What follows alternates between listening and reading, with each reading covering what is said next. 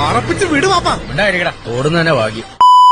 Hello guys, ഇന്നത്തെ വീഡിയോയിൽ നമ്മൾ മണാലിയിൽ നിന്ന് കസോളിലേക്ക് പോവുകയാണ്. രാവിലെ എണീച്ചതും ഹോട്ടലിന് ചായ കുടിക്കാതെ പുറത്താണ് ചായ കുടിക്കാൻ പോയത്. അവിടെ നിന്ന് ചായയും കുടിച്ച് നമ്മൾ എല്ലാവരെയും കൂട്ടി ഇപ്പൊ കസോളിക്ക് പോകുന്ന വഴി റിവർ റാഫ്റ്റിംഗ് ചെയ്യാൻ വേണ്ടി വന്നിരിക്കുകയാണ്. ഇവിടെ നിന്നാണ് നമുക്ക് വേണ്ട ബോട്ടും കാര്യങ്ങളൊക്കെ കിട്ടുക. ഇവിടെ നിന്ന് പേര് എഴുതി കൊടുത്തിട്ട് വേണം പോകാൻ. ഞാനാണെങ്കിൽ ചെരുപ്പ് എടുത്തിട്ടില്ല. അവിടെ നിന്ന് കുറച്ചൊന്നും നടക്കാണ്ട് നമ്മൾ ബോട്ടിംഗ് ചെയ്യണ സ്ഥലത്തേക്ക് വെറുങ്കാലിൽ കല്ലിക്കൂടെ നടക്കുമ്പോൾ നല്ല വേദനയാണ്. അങ്ങനെ നമ്മുടെ സ്ഥലമെത്തി. ഈ കാണുന്ന നദിയിലാണ് നമ്മൾ റിവർ റാഫ്റ്റിംഗ് ചെയ്യാൻ പോകുന്നത്. വെള്ളത്തിൽ കൂടെ പോകുമ്പോൾ നമ്മൾ എന്തൊക്കെ ചെയ്യണം, എന്തൊക്കെ ചെയ്യാൻ പാടില്ല എന്ന് പറഞ്ഞു തരാണ് ഈ ഒരു ഗൈഡ്. അങ്ങനെ എല്ലാവർക്കും ക്യാപ്പും ജാക്കറ്റൊക്കെ തന്ന് ഞങ്ങൾ എല്ലാവരും റെഡിയായി. നമ്മുടെ ടീമിലെ ആദ്യത്തെ കുറച്ചുപേര് സ്റ്റാർട്ട് ചെയ്തു. അവരിതേ പോയിക്കൊണ്ടിരിക്കുക. ഒരു ബോട്ടിൽ നമ്മൾ 6 പേരും പിന്നെ നമ്മുടെ ബോട്ട് കൺട്രോൾ ചെയ്യാനും നമ്മുടെ ഗൈഡും കൂടിയിട്ട് ടോട്ടൽ 7 പേർക്കാണ് കയറാൻ പറ്റും. കയറുമ്പോൾ വലിയ പേടിയൊന്നും തോന്നില്ല, പക്ഷെ പോകെ പോകെ ഒഴുക്ക് കൂടി അപ്പൊ ചെറിയൊരു പേടിയൊക്കെ തോന്നി. വെള്ളത്തിന്റെ ഒഴുക്ക് കൂടുന്നവിടെ ബോട്ട് കൺട്രോൾ ചെയ്യാൻ അവർക്ക് തന്നെ ചെറിയൊരു ബുദ്ധിമുട്ടുണ്ട്. ഓരോ ഒഴുക്കിൽ എത്തുമ്പോഴേക്കും നമ്മുടെ ബായി നമുക്ക് എങ്ങനെയൊക്കെ ഇരിക്കണം, എന്തൊക്കെ ചെയ്യണം എന്നൊക്കെ കൃത്യമായിട്ട് പറഞ്ഞു. 2-3 പാറയിൽ ഏകദേശം ഇതേമാതിരി കൊണ്ടുപോയി ഇടും. ഈ സമയത്ത് വെള്ളം കുറവാണ്.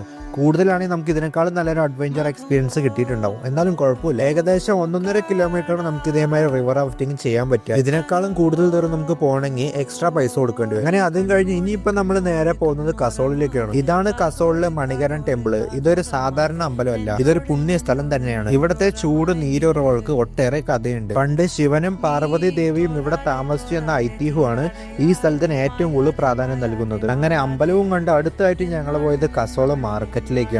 ഇതൊരു മാജിക് ലോകം തന്നെയാണ്. Full handcraft items, wooden items, ബാഗുകൾ, കീ ചെയിന്, പിന്നെ ഫുള്ള് വെറൈറ്റി ഐറ്റംസ് ആണ് ഇവിടെ ഉള്ളത്. ഓരോ കടയിൽ കയറുമ്പോഴും ഓരോ പുതിയ ഐറ്റംസ് ആണ് കാണുന്നത്. ശരിക്കും യൂത്തിന്റെ ഇടയിൽ കസോൾ മാർക്കറ്റ് ഒരു ട്രെൻഡ് തന്നെയാണ്. ഇവിടെ നമുക്ക് ഈ കാണുന്ന മുടികളൊക്കെ തലയിൽ സെറ്റ് ചെയ്യാൻ പറ്റും. അങ്ങനെ മാർക്കറ്റും കണ്ടു കഴിഞ്ഞ് വൈകുന്നേരം ആയപ്പോ നേരെ ഞങ്ങൾ വണ്ടിയിൽ കയറി. ഇനിയിപ്പോ നേരെ അടുത്ത ഹോട്ടലിലേക്കാണ്. ഇവിടെ നിന്ന് നമുക്ക് സ്റ്റേ ഒന്നുമില്ല. നമ്മൾ നൈറ്റ് ഡിന്നർ കഴിച്ചിട്ട് ഇവിടെ നിന്ന് രാത്രി നമ്മൾ ഡൽഹിക്ക് ബസ്. അങ്ങനെ എല്ലാവരും ഫുഡൊക്കെ കഴിച്ചു കഴിഞ്ഞ് ചെറിയൊരു ക്യാമ്പ് ഫയർ പോലെ സെറ്റപ്പ് ഉണ്ടായിരുന്നു. അപ്പൊ അതിലിരിക്കുക. കുറച്ച് നേരത്തിന് ശേഷം നമ്മുടെ ബസ് വന്നു. അപ്പൊ ഈ ഒരു ബസ്സാണ് നമ്മളെ രാത്രിയുടെ ഡൽഹിക്ക് ഉണ്ടാക്കുക. അങ്ങനെ എല്ലാവരും ലഗേജും കാര്യങ്ങളൊക്കെ വെച്ചിട്ട് ബസ്സിലേക്ക് പോകുന്ന വഴി ബസ് ഒന്ന് നിർത്തിയപ്പോൾ ഒന്ന് ചായ കുടിക്കാൻ ഇറങ്ങിയത്. അങ്ങനെ 10-14 മണിക്കൂറിന്റെ യാത്രയ്ക്ക് ശേഷം നമ്മൾ ഡൽഹി വന്ന് ഇറങ്ങി. അടുത്തത് ഡൽഹിയിൽ നിന്ന് ആഗ്രയ്ക്ക് വേറൊരു ബസ്.